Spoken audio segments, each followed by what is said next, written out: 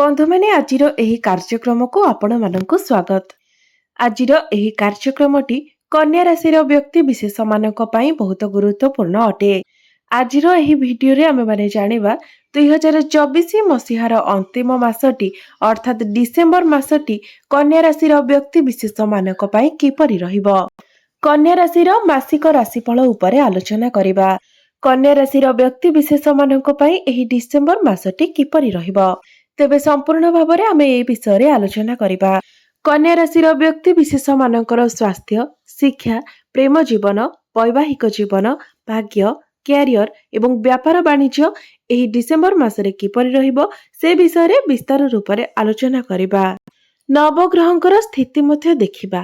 ନବଗ୍ରହ କେଉଁ ପ୍ରକାର ଫଳ ପ୍ରଦାନ କରିବାରେ ସକ୍ଷମ ହେବେ, ଏହା ସହିତ ଅଶୁଭତ୍ୱ ପ୍ରଦାନ କରୁଥିବା ଗ୍ରହମାନଙ୍କ ପାଇଁ କିଛି ବିଶେଷ ପ୍ରତିକାର ମଧ୍ୟ ଜାଣିବା।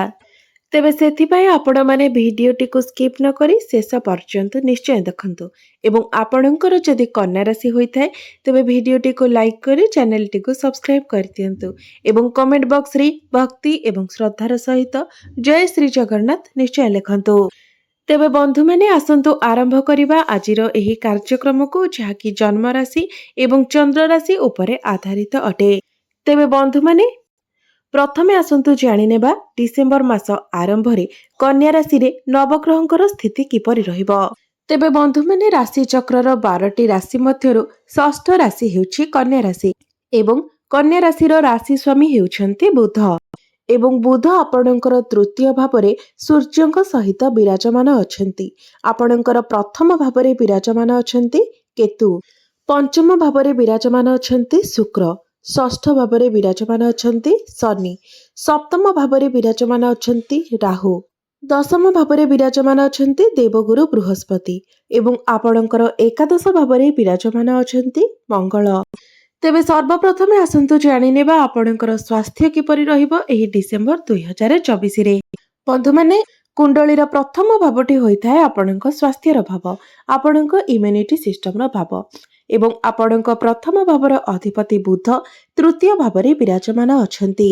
ତୃତୀୟ ଭାବଟିକୁ କୁଣ୍ଡଳୀରେ ଭଲ ବୋଲି ମାନାଯାଇନଥାଏ।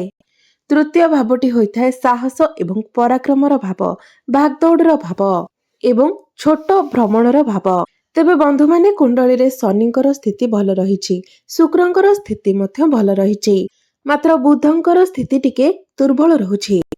ତ ଆପଣ ଏହି ମାସରେ ଟିକେ ଅଧିକ କାମ କରିବେ, ଅଧିକ ପରିଶ୍ରମ କରିବେ, ମାର୍କେଟିଂର କାମ ଆପଣ ଅଧିକ କରିବେ ଏବଂ ଏସବୁ କ୍ଷେତ୍ରରେ ଆପଣଙ୍କୁ ନିଜର ସ୍ୱାସ୍ଥ୍ୟ ପ୍ରତି ବିଶେଷ ଧ୍ୟାନ ମଧ୍ୟ ଦେବାର ଅଛି। କାରଣ ବୁଧ ତୃତୀୟ ଭାବରେ ବିରାଜମାନ ଥିବା ହେତୁ ଏହି ମାସରେ ଆପଣଙ୍କର ସ୍କିନ୍ ରିଲେଟେଡ୍ କିଛି ପ୍ରୋବ୍ଲେମ ଦେଖାଦେଇପାରେ, ଆଲର୍ଜି, ଇନଫେକ୍ସନ ଭଳି ସମସ୍ୟା ଦେଖାଦେଇପାରେ। ତ ଏହି ସବୁ ଜିନିଷ ଗୁଡ଼ିକୁ ଆପଣ ବିଶେଷ ରୂପରେ ଧ୍ୟାନ ଦେବା ଉଚିତ। ବୁଧ ତୃତୀୟ ଭାବରେ ରହି ଆପଣଙ୍କୁ ଅଧିକ ଜଲ୍ଦି ଥକେଇ ଦେବେ, ଆପଣ ପରିଶ୍ରମ କରି ଥକି ପଡ଼ିବେ ଏବଂ ଥଣ୍ଡା କାଶ ଭଳି ମଧ୍ୟ ଆପଣଙ୍କୁ ଏହି ମାସରେ ସମସ୍ୟା ଦେଖାଦେଇପାରେ। ଏହା ବ୍ୟତୀତ କୌଣସି ବଡ଼ ଇସ୍ୟୁ ଏହି ମାସରେ ଦେଖାଯାଉ ନାହିଁ, କେବଳ ଏସବୁ ଛୋଟ ଛୋଟ ଜିନିଷ ପ୍ରତି ଆପଣ ସାବଧାନ ରହିବେ।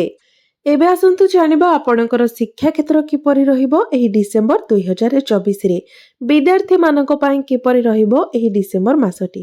ତ ବନ୍ଧୁମାନେ କୁଣ୍ଡଳୀର ପଞ୍ଚମ ଭାବଟି ହୋଇଥାଏ ଆପଣଙ୍କ ଶିକ୍ଷାର ଭାବ ଏବଂ ଆପଣଙ୍କ ପଞ୍ଚମ ଭାବର ଅଧିପତି ହେଉଛନ୍ତି ଶନି।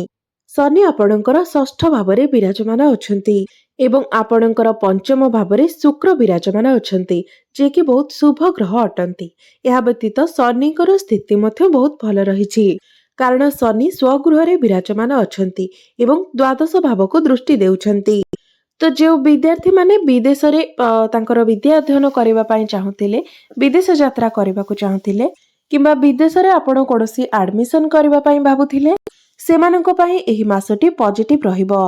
ଏହା ସହିତ ଶୁକ୍ର ମଧ୍ୟ ଆପଣଙ୍କର ପଞ୍ଚମ ଭାବରେ ମିତ୍ର ରାଶିରେ ବିରାଜମାନ ଅଛନ୍ତି, ଅର୍ଥାତ୍ ଏହି ମାସରେ ଆପଣଙ୍କୁ କାହାର ସପୋର୍ଟ ମିଳିବ, ଗାଇଡାନ୍ସ ମିଳିବ ଏବଂ ଆପଣ ସେହି ଜିନିଷକୁ ମାନିବା ମଧ୍ୟ ଉଚିତ, କାରଣ ଏହା ଦ୍ୱାରା ଆପଣଙ୍କର ହିଁ ଫାଇଦା ହେବ।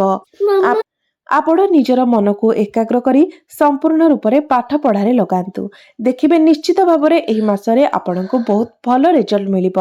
ଯଦି ଏହି ମାସରେ ଆପଣଙ୍କର କୌଣସି ଏକ୍ଜାମ ରହୁଛି ତ ଶନି ନିଜର ସ୍ୱଗୃହରେ ବିପରୀତ ରାଜଯୋଗ ସୃଷ୍ଟି କରୁଛନ୍ତି, ଯାହାଫଳରେ ଏକ୍ଜାମରେ ଆପଣଙ୍କୁ ବହୁତ ଅଧିକ ଶୁଭ ଫଳ ମିଳିବ।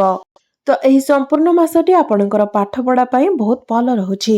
ମାତ୍ର ଯେହେତୁ ଆପଣଙ୍କର ରାଶି ସ୍ୱାମୀ ତୃତୀୟ ଭାବରେ ବିରାଜମାନ ଅଛନ୍ତି, ତେବେ ମନକୁ ଆପଣ ବିଚଳିତ ହେବାକୁ ଦିଅନ୍ତୁ ନାହିଁ।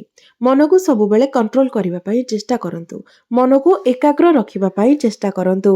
ଏବେ ଆସନ୍ତୁ ଜାଣିବା ଆପଣଙ୍କର ପ୍ରେମ ଜୀବନ କିପରି ରହିବ ଏହି ଡିସେମ୍ବର 2024ରେ। ତ ବନ୍ଧୁମାନେ, କୁଣ୍ଡଳୀର ପଞ୍ଚମ ଭାବଟି ଶିକ୍ଷାର ଭାବ ହେବା ସହିତ ପଞ୍ଚମ ଭାବଟି ମଧ୍ୟ ହୋଇଥାଏ ଆପଣଙ୍କ ପ୍ରେମ ଜୀବନର ଭାବ, ଆପଣଙ୍କର ସନ୍ତାନର ଭାବ ଏବଂ ଆପଣଙ୍କର ପଞ୍ଚମ ଭାବର ଅଧିପତି ହେଉଛନ୍ତି ଶନି, ଯିଏକି ଷଷ୍ଠ ଭାବରେ ନିଜର ସ୍ୱଗୃହରେ ବିରାଜମାନ ଅଛନ୍ତି ଏବଂ ଶୁକ୍ର ଆପଣଙ୍କର ପଞ୍ଚମ ଭାବରେ ବିରାଜମାନ ଅଛନ୍ତି। ବନ୍ଧୁମାନେ, ଶୁକ୍ର ହେଉଛନ୍ତି ପ୍ରେମର କାରକ ଗ୍ରହ, ଯିଏକି ଆପଣଙ୍କ ପଞ୍ଚମ ଭାବରେ ହିଁ ବିରାଜମାନ ଅଛନ୍ତି। ତ ପ୍ରେମ ଜୀବନ ତ ଏହି ମାସରେ ଆପଣଙ୍କର ବହୁତ ଭଲ ରହିବ। ମାତ୍ର ଯେହେତୁ ଆପଣଙ୍କର ରାଶି ସ୍ୱାମୀ ତୃତୀୟ ଭାବରେ ବିରାଜମାନ ଅଛନ୍ତି, ତ ଆପଣଙ୍କର ମନ ଟିକିଏ ବ୍ୟତିବ୍ୟସ୍ତ ରହିବ ଏବଂ କେଉଁଠାରେ ନା କେଉଁଠାରେ ଆପଣଙ୍କୁ ନିଜର ପ୍ରେମ ଜୀବନ ପାଇଁ ସମୟ ଟିକେ ଅଭାବ ରହିବ। ଆପଣଙ୍କ ମଧ୍ୟରେ ଫିଲିଂସ ଭଲ ରହିବ, ଭଲ ପାଇବା ରହିବ, ଆପଣଙ୍କ ମଧ୍ୟରେ କଥାବାର୍ତ୍ତା ମଧ୍ୟ ଠିକଠାକ ହେବ। ମାତ୍ର ଆପଣ ନିଜର ପାର୍ଟନରଙ୍କ ମଧ୍ୟରେ ଟିକେ ଜିଦ୍ ସ୍ୱଭାବ ଦେଖିବାକୁ ପାଇବେ। ଛୋଟ ଛୋଟ କଥାକୁ ନେଇକି ଜିଦ୍ କରିବା, ଛୋଟ ଛୋଟ କଥାରେ ନାରାଜ ହୋଇଯିବା, ଏପରି କିଛି ସମସ୍ୟା ଆପଣ ଦେଖିପାରନ୍ତି ଏବଂ ଏସବୁକୁ ଆପଣଙ୍କୁ ହିଁ ବୁଝିବାକୁ ପଡ଼ିବ। ଏହା ବ୍ୟତୀତ ଗୁରୁଙ୍କର ନବମ ଦୃଷ୍ଟି ମଧ୍ୟ ଆପଣଙ୍କର ପଞ୍ଚମ ଭାବ ଉପରେ ରହୁଛି। ତ ଆପଣଙ୍କ ମଧ୍ୟରେ ଯଦି ଲଢ଼େଇ ଝଗଡ଼ା ହୁଏ ବି, ତେବେ ବି ଗ୍ରହମାନଙ୍କର ସ୍ଥିତି ଏପରି ରହିଛି ଯେ ଆପଣଙ୍କ ପ୍ରେମ ଜୀବନ ଉପରେ ଏହାର କୌଣସି ବି ପ୍ରଭାବ ପଡ଼ିବ ନାହିଁ, ଅର୍ଥାତ୍ ଆପଣଙ୍କ ପ୍ରେମ ଜୀବନରେ କୌଣସି ବି ସମସ୍ୟା ଆସିବ ନାହିଁ। ଏବେ ଆସନ୍ତୁ ଜାଣିବା ଆପଣଙ୍କର ବୈବାହିକ ଜୀବନ କିପରି ରହିବ ଏହି ଡିସେମ୍ବର 2024ରେ। ତ ବନ୍ଧୁମାନେ, କୁଣ୍ଡଳୀର ସପ୍ତମ ଭାବଟି ହୋଇଥାଏ ଆପଣଙ୍କ ବୈବାହିକ ଜୀବନର ଭାବ, ଆପଣଙ୍କ ଜୀବନ ସାଥୀର ଭାବ ଏବଂ ଆପଣଙ୍କ ସପ୍ତମ ଭାବରେ ବିରାଜମାନ ଅଛନ୍ତି ରାହୁ। ତ ବନ୍ଧୁମାନେ, ସପ୍ତମ ଭାବରେ ରାହୁଙ୍କର ଅବସ୍ଥିତିକୁ ଶୁଭ ମାନାଯାଇନଥାଏ, କାରଣ ରାହୁ ହେଉଛନ୍ତି ପାପୀ ଗ୍ରହ। ମାତ୍ର ଆପଣଙ୍କର ସପ୍ତମ ଭାବର ଅଧିପତି ବୃହସ୍ପତି ନବମ ଭାବରେ ଶୁଭ ସ୍ଥାନରେ ବିରାଜମାନ ଅଛନ୍ତି। ତ ବନ୍ଧୁମାନେ, ରାହୁ ତାଙ୍କର କାର୍ଯ୍ୟ କରିବେ ଏବଂ ଦେବଗୁରୁ ତାଙ୍କର କାର୍ଯ୍ୟ କରିବେ। ତ ରାହୁ ଆପଣଙ୍କ ମଧ୍ୟରେ ମିସ୍ ଅଣ୍ଡରଷ୍ଟାଣ୍ଡିଂ କ୍ରିଏଟ୍ କରାଇବେ, ଡାଉଟ୍ସ ଆଣିବେ। ଯେଉଁ କଥାକୁ ନେଇକି ଆପଣଙ୍କ ଭିତରେ ଲଢ଼େଇ ନ ଲାଗିବା ଉଚିତ, ସେହି କଥାକୁ ନେଇକି ମଧ୍ୟ ଆପଣଙ୍କ ମଧ୍ୟରେ ଲଢ଼େଇ ଝଗଡ଼ା ହୋଇଯିବ। ମାତ୍ର ରାହୁ ଆପଣଙ୍କ ମଧ୍ୟରେ ଯେତେ ସମସ୍ୟା ସୃଷ୍ଟି କରାଇଲେ ମଧ୍ୟ ଗୁରୁ ସେ ସବୁର ସମାଧାନ କରାଇଦେବେ। ତେବେ ବନ୍ଧୁମାନେ, ଆପଣଙ୍କୁ ନିଜର ବୈବାହିକ ଜୀବନରେ ଧ୍ୟାନ ତ ରଖିବାର ଅଛି। ଯାହା ବି ଆପଣ କହୁଛନ୍ତି, କହିବା ପୂର୍ବରୁ ଆପଣ ସେସବୁକୁ ଭାବିକି କହିବା ଉଚିତ। ଏମିତି ନୁହେଁ କି ଆପଣ ପ୍ରଥମେ କହିଦେବେ, ତାପରେ ଭାବିବେ ଯେ ଏହା ଭୁଲ ଥିଲା କିମ୍ବା ଠିକ ଥିଲା। ବରଂ ଆପଣ ଯାହା କହୁଛନ୍ତି ତା ପୂର୍ବରୁ ଆପଣ ଭାବନ୍ତୁ ଯେ ଆପଣ ଯାହା କହିବାକୁ ଯାଉଛନ୍ତି ତାହା ଆପଣ ଠିକ କହୁଛନ୍ତି ନା ଭୁଲ। ବନ୍ଧୁମାନେ, ରାହୁଙ୍କର କାର୍ଯ୍ୟ ହେଉଛି ହଠାତ୍, ଅଚାନକ କରି ଆପଣଙ୍କ ମଧ୍ୟରେ ସେ ଲଢ଼େଇ ଝଗଡ଼ା ସୃଷ୍ଟି କରାଇବେ।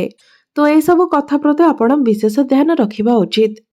ଏବେ ଆସନ୍ତୁ ଜାଣିବା ସବୁଠାରୁ ମହତ୍ୱପୂର୍ଣ୍ଣ ବିଷୟବସ୍ତୁ ଆପଣଙ୍କର ଭାଗ୍ୟ, କ୍ୟାରିୟର ଏବଂ ବ୍ୟାପାର ବାଣିଜ୍ୟର ସ୍ଥିତି କିପରି ରହିବ ଏହି ଡିସେମ୍ବର 2024ରେ। ତ ବନ୍ଧୁମାନେ, କୁଣ୍ଡଳୀର ନବମ ଭାବଟି ହୋଇଥାଏ ଆପଣଙ୍କର ଭାଗ୍ୟର ସ୍ଥାନ। ତ ଆପଣଙ୍କ ନବମ ଭାବର ଅଧିପତି ହେଉଛନ୍ତି ଶୁକ୍ର ଏବଂ ଶୁକ୍ର ଆପଣଙ୍କର ପଞ୍ଚମ ଭାବରେ ବିରାଜମାନ ଅଛନ୍ତି ଏବଂ ଆପଣଙ୍କର ନବମ ଭାବରେ ବିରାଜମାନ ଅଛନ୍ତି ଦେବଗୁରୁ ବୃହସ୍ପତି।